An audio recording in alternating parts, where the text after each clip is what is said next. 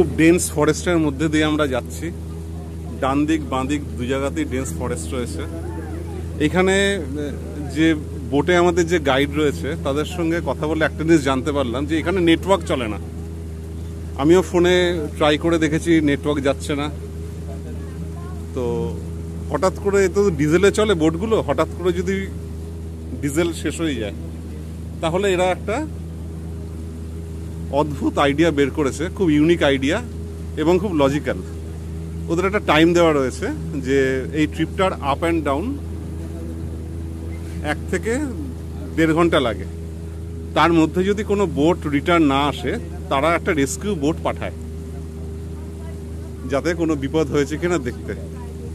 তো এখানে একটা জিনিস যেটা বোঝা গেল যে ওরা সব রকম সেফটি কিন্তু নজর রেখেই ট্যুরিস্টদের কিন্তু এখানে সেফটিটা বজায় রেখেছে। আর একটা জিনিস, এই যে রিভারটার মধ্যে দিয়ে আমরা যাচ্ছি এটা গোমতী নদী, আর এটা যথেষ্ট ডিপ। ওদের সঙ্গে কথা বলে যেটা জানতে পারলাম, কিন্তু তাও তারা মোটামুটি মাঝখান দিয়ে যাচ্ছে। তোমরা দেখতে পাচ্ছ এটা মাঝখান দিয়ে যাচ্ছে। তার একটাই কারণ যে